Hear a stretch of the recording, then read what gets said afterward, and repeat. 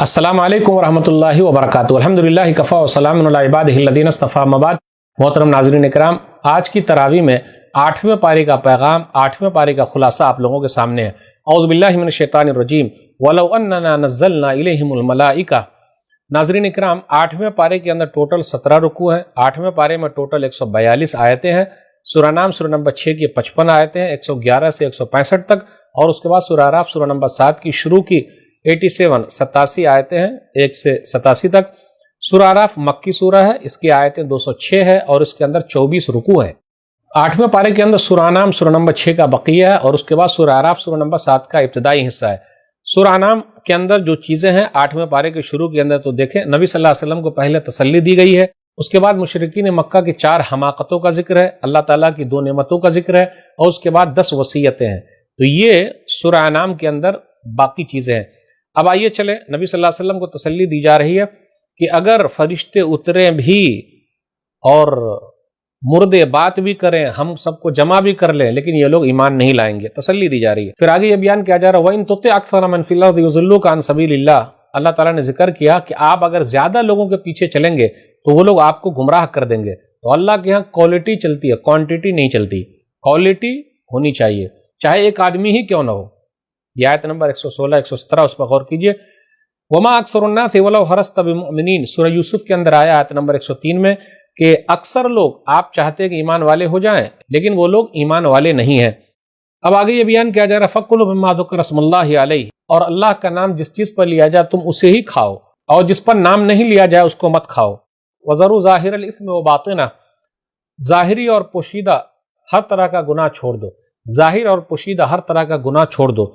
चोरी छुपे जो कर रहे हैं हर चीज को छोड़ दो, क्योंकि अल्लाह ताला देख रहा है। कोई देखे न देखे, ऊपर वाला देख रहा है। गुनाह क्या है? एक हदीस के अंदर आया, सही मुस्लिम किताबुल बिर वसिला, हदीस नंबर 2553, वल इस्मु मा हाका फी सदरिक व करहता अन यत्तलि अलैहि अन्नास।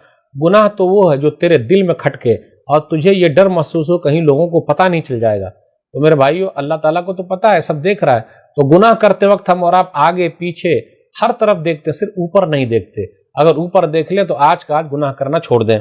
आयत नंबर 125 पर गौर कीजिए, फमन युरिदिल्लाहु अन यहदियहु यशरह सदरहु लिल इस्लाम। अल्लाह जिसका सीना चाहता है इस्लाम के लिए खोल देता है। तो इस्लाम की तौफीक अल्लाह की तरफ से मिलती है। कोई मुसलमान किसी पर कोई जोर जबरदस्ती नहीं कर सकता। अल्लाह जिसका सीना चाहता है इस्लाम के लिए खोलता है, जिसका सीना चाहता है उसको तंग कर देता है, यानी तौफीक ही नहीं देता है। तो हमें और आपको जो इस्लाम की तौफीक मिली हुई है, इस पर अल्लाह ताला का शुक्र अदा करें। अब उसके बाद गौर करते हुए चले, कल क़यामत के दिन जिन्नातों से और इंसानों से सबसे पूछा जाने वाला है। फिर आगे अल्लाह ने कहा, वरब्बुकल गनी ज़ुर रहमा, और आपका रब बेनियाज है और रहमत वाला है। फिर आगे है मुशरिकीन की 4 हिमाकतों का, बेवकूफ़ियों का जिक्र है। नंबर 1, वो लोग क्या करते थे, खेती में से, चौपाए में से कुछ हिस्से अल्लाह के लिए, कुछ हिस्से गैरुल्लाह के लिए मुतय्यन कर देते थे। और अगर गैरुल्लाह का कुछ कम हो जाता तो अल्लाह वाले हिस्से में से ले लेते थे। आप गौर करते हुए, दूसरी हिमाकत क्या थी कि वो लोग फकीरी, गरीबी की वजह से और डर से, भूख के डर से अपने बच्चों को कत्ल कर देते थे या फिर चढ़ावा चढ़ा देते थे बुतों के नाम। फिर इसी तरह उनकी हमाकत, बेवकूफ़ी ये भी थी कि चौपायों के बच्चे औरतों पर हराम थे, लेकिन अगर वो बच्चा मुर्दा पैदा हुआ पेट में तो औरतों के लिए जायज़ है। फिर इसी तरह उन लोगों के यहाँ ये भी था कि जानवर और चौपायों की 3 किस्में कर रखी थी। एक जो उनके पेशवाओं के लिए मखसूस है, दूसरे वो जिन पर वो सवार होना ममनू करार देते थे, तीसरे वो जिन्हें गैरुल्लाह के नाम से ज़बह करते थे। तो ये सब बेवकूफ़ियों का उनका तस्करा हो रहा है। और वो लोग बलिदान चढ़ा देते थे अपने बच्चों को। तो बलिदान का चढ़ाने का ये सिलसिला चला आ रहा है। अल्लाह ताला ने 2 नेमतों का जिक्र किया, एक खेती और एक चौपाए। ये अल्लाह ताला की नेमतों में से है। वमिनल अनआम हमूलतन व फरशा। अनआम सूरह नाम, इस आयत की वजह से चौपाए कि अल्लाह ताला ने नेमतों का जिक्र किया, जो बोझ उठाने वाले भी हैं और खाने वाले भी हैं। व आतु हक़्क़हु यौम हसादी। फिर उसके बाद अल्लाह ताला ने जिक्र किया, फलों दानों के बारे में जिक्र किया, खेती के कटाई का जिक्र किया। व आतु हक़्क़हु यौम हसादी, कि तुम ज़कात निकाल दो कटाई के दिन। तो जब खेती के अंदर कटाई हो तो उसके निकालने का जिक्र है कि 750 किलो हो जाए गेहूं चावल, तो उसमें से अगर आसमान के पानी से हुआ तो 75 किलो निकालना है, और अगर अपना पानी लगा है तो 35 किलो निकालना है। अगर 750 किलो हो गया तो उसी को 19.5 बोलते हैं। 750 किलो याद रखिए। गेहूं चावल कुछ भी, उसमें साल भर होना जरूरी नहीं, बस खेती के अंदर हुआ कटा اور اس کو نکال دینا ہے، زکوٰۃ دے دینی ہے۔ پھر آگے کہا وَلَا تُسْرِفُوا إِنَّهُ لَا يُحِبُّ الْمُسْرِفِينَ، اسراف مت کرو، اللہ اسراف کرنے والوں کو پسند نہیں کرتا ہے۔ اب اس کے بعد حرام چیزوں کا تذکرہ ہوا کچھ، جیسے مردار حرام، سور کا گوشت حرام، خون حرام، غیر اللہ کے نام پر جو ذبح کیا جائے وہ حرام۔ اور اس کے بعد وصیتیں ہیں، 10 وصیتیں ہیں، جیسے اللہ کے ساتھ کسی کو شریک نہیں کرنا ہے۔ پھر اس کے بعد کہا جا رہا ہے ماں باپ کے ساتھ احسان کرو، ماں باپ کے ساتھ بدسلوکی مت کرو۔ پھر اسی طرح اولاد کو قتل مت کرو، وَلَا تَقْتُلُوا أَوْلَادَكُم مِّنْ إِمْلَاقٍ نَحْنُ نَرْزُقُكُمْ وَإِيَّاهُمْ، ہم تم کو بھی کھلاتے ہیں ان کو بھی کھلاتے ہیں، کھانے کے ڈر سے قتل مت کرو۔ آج دیکھ لیجیے پیٹھی میں مارا جا رہا ہے۔ پھر اسی طرح یہ کہا بے حیائی کے کام مت کرو، چاہے وہ چوری چھپے کرو یا دکھا کر کرو، بالکل مت کرو، قریب ہی مت جاؤ۔ پھر کہا قتل مت کرو۔ اس کے بعد کہا جا رہا ہے یتیموں کا مال مت کھاؤ۔ پھر اس کے بعد یہ کہا جا رہا ہے ناپ تول پورا کرو۔ پھر اسی طرح کہا جا رہا ہے بات کرتے وقت انصاف کو مد نظر رکھو، وَإِذَا قُلْتُمْ فَاعْدِلُوا۔ پھر کہا جا رہا ہے اللہ کے عہد کو پورا کرو، وَبِعَهْدِ اللَّهِ أَوْفُوا، یہ وصیت نمبر 9 ہے۔ وصیت نمبر 10 یہ ہے وَأَنَّ هَذَا صِرَاطِي مُسْتَقِيمًا فَاتَّبِعُوهُ، یہی میرا سیدھا راستہ ہے، تم اسی کی پیروی کرو۔ پھر اسی طرح کہا تفرقہ بازی سے دور رہو، ان الذین فرقوا دینهم وکانوا شیعا لست منهم فی شیء، جن لوگوں نے اپنے دین کو ٹکڑے ٹکڑے کر دیا، گروہوں میں بٹ گئے، آپ کو اس سے لینا دینا نہیں ہے، گروہوں میں بٹ گئے، آپ کو اس سے لینا دینا نہیں ہے۔ اور اس کے بعد کہا جا رہا ہے یہی کہ اسلام ہی سیدھا راستہ ہے، اور نبی صلی اللہ علیہ وسلم سے کہا جا رہا ہے آپ کہیے قل ان صلاتی ونسکی ومحیای ومماتی للہ رب العالمین لا شریک لہ وبذلک امرت وانا اول المسلمین، آپ کہہ دیجئے میری نماز، میری قربانی، میرا جینا، میرا مرنا سب رب العالمین کے لیے، اس کا کوئی شریک نہیں، مجھے اسی کا حکم دیا گیا ہے اور میں مسلمانوں میں پہلا مسلمان ہوں۔ میری زندگی کا مقصد تیرے دین کی سرفرازی، میری زندگی کا مقصد تیرے دین کی سرفرازی، میں اسی لیے مسلمان، میں اسی لیے نمازی۔ اب اس کے بعد کہا جا رہا قیامت کے دن کوئی کسی کا بوجھ نہیں اٹھائے گا۔ تو یہاں جو ہے سورہ نام سورہ نمبر 6 مکمل ہو گئی۔ اب اس کے بعد سورہ اعراف سورہ نمبر 7، یہ مکی سورہ ہے، اس کے اندر 206 آیتیں ہیں، 24 رکوع ہے۔ اس کے اندر 5 باتیں کافی اہم ہیں۔ اللہ کی نعمتوں کا ذکر ہے، 4 ندائیں، جیسے یا بنی آدم، اے آدم کی اولاد، یہ 4 مرتبہ آیا ہے۔ پھر جنتیوں اور جہنمیوں کا تذکرہ ہے، اللہ تعالیٰ کی قدرت کے دلائل ہے، اور 5 قوموں کا ذکر ہے۔ تب آئیے دیکھتے ہیں چلے اللہ کی نعمتوں کے ذکر میں کیا کیا ہے۔ قرآن کریم کا ذکر ہے، زمین میں ٹھہرنے کا ذکر ہے، انسان کی پیدائش کے بارے میں ذکر ہے، پھر انسان کو کس طریقے سے فرشتوں نے سجدہ کیا اس کا ذکر ہے۔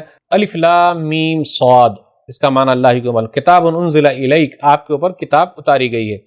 پھر اس کے بعد بیان کیا جائے اتبعوا ما انزل الیکم من ربکم ولا تتبعوا من دونہ اولیاء، جو چیز آپ کے اوپر اتاری گئی ہے آپ اس کی پیروی کیجئے، دوسرے اور چیزوں کی پیروی نہ کیجئے۔ بہت سارے گاؤں کو ہم نے برباد کر دیا ہے۔ پھر کل قیامت کے دن وزن حق کے ساتھ ہوگا۔ اب اس کے بعد کہا جا رہا ہے اعمال کو تولا جائے گا، اعمال کی کتاب کا وزن ہوگا یا انسان کا وزن ہوگا، اس کا ذکر ہے۔ اللہ تعالیٰ نے انسان کو زمین کے اندر ٹھہرایا، اس کا ذکر ہے۔ اب اس کے بعد کس طریقے سے فرشتوں نے سجدہ کیا اس کا ذکر ہے، لیکن ابلیس نے نہیں کیا، اور اس نے کیا کہا انا خیر منہ خلقتنی من نار وخلقتہ من طین، میں اس سے بہتر ہوں، تو نے ان کو آگ سے اور مجھے مٹی سے پیدا کیا ہے۔ پھر اللہ تعالیٰ نے اس کو وہاں سے نکال دیا۔ ابلیس کو حکم اس لیے تھا من باب التغلیب، جبکہ وہ فرشتہ تو نہیں ہے، جناتوں میں سے تھا، لیکن رب سے مہلت مانگ لی۔ رب نے کہا جا تجھے مہلت ہے۔ تو جب اللہ تعالیٰ ابلیس کو مہلت دے سکتے ہیں دنیا میں، تو کیا ہم اور آپ گناہگار جو ہیں اللہ ہماری نہیں سنیں گے؟ اللہ سنتے ہیں، اللہ سب کو مہلت دیتے ہیں، تو مہلت سے فائدہ اٹھائیے، اور اللہ معاف کرتے ہیں اپنے بندوں کو۔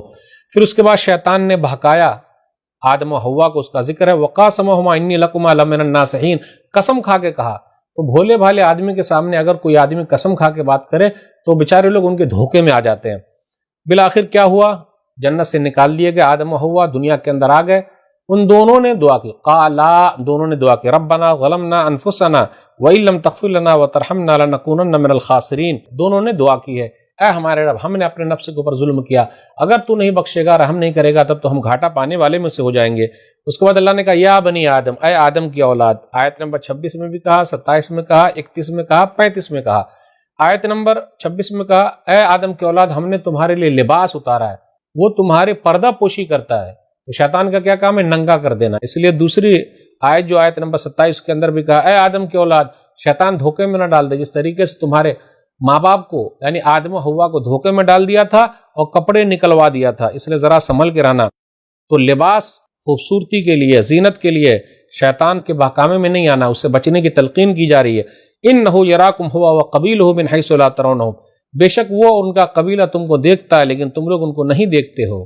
آیت نمبر 31 میں ہے یا بنی آدم خذوا زینتکم عند کل مسجد، اے آدم کی اولاد نماز کے وقت پوری زیب و زینت کے ساتھ جاؤ، پوری تیاری کے ساتھ جاؤ۔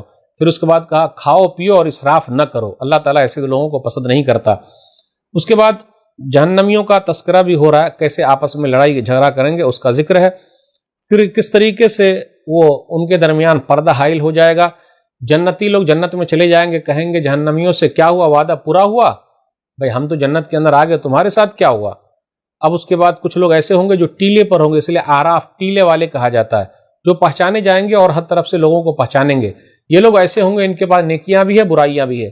جہنمی لوگ جنتیوں کو پکاریں گے اور کہیں گے، کیا کہیں گے؟ ہمیں پانی پلاؤ، انفیض علینا من الماء ومما رزقکم اللہ قالوا ان اللہ حرمہما علی الکافرین، کہ اللہ تعالیٰ نے کھانا پینا کافروں پر حرام کر دیا ہے۔ اب غور کرتے ہوئے چلیں، اگر کھانا نہ ملے تو چلے گا، لیکن اگر پانی نہ ملے تو پریشانی بہت زیادہ ہے۔ اور اس کے بعد اللہ تعالیٰ کی قدرت کے دلائل بیان کیے جا رہے ہیں کہ آسمان و زمین کو اللہ نے پیدا کیا، اللہ تعالیٰ بارش نازل کرتا ہے، مردہ زمین کو زندہ کرتا ہے۔ اب اس کے بعد 5 قوموں کے واقعات اس سورہ کے اندر بیان کیے گئے ہیں۔ آیت نمبر 59 سے 64، 6 آیتوں میں نوح علیہ الصلوۃ والسلام اور ان کی قوم کا تذکرہ ہے۔ ایک اللہ کی طرف بلایا، قوم نہیں مانی۔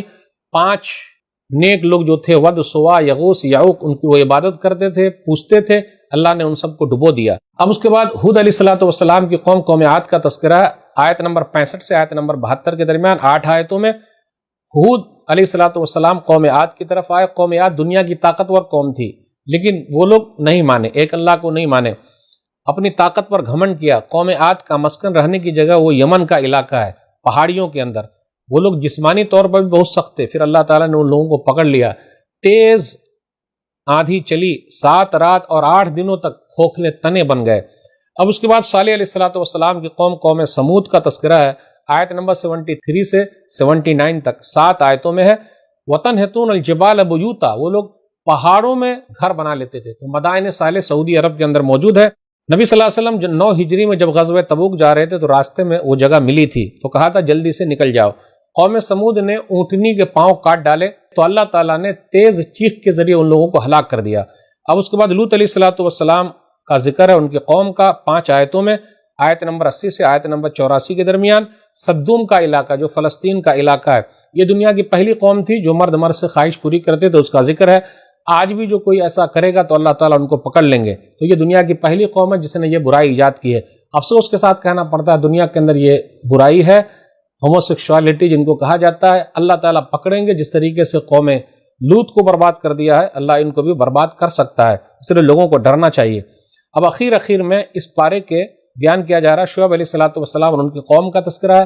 آیت نمبر 85 سے آیت نمبر 93 کے درمیان ہے، لیکن اس پارے میں صرف 3 ہی آیتیں ہیں، 85، 86 اور 87، کہ ایک اللہ کی طرف بلایا، یہ لوگ ناپ تول میں کمی کرتے تھے، اس سے لوگوں کو روکا۔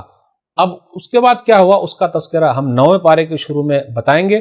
آج کے درس میں بس اتنا ہی، تب تک انتظار کیجیے۔ اللہ سے دعا ہے کہ اللہ تعالیٰ ہم لوگ قرآن کریم کو پڑھنے، سمجھنے، عمل کرنے اور لوگوں تک پہنچانے کی توفیق دے، آمین۔ والسلام علیکم ورحمۃ اللہ وبرکاتہ۔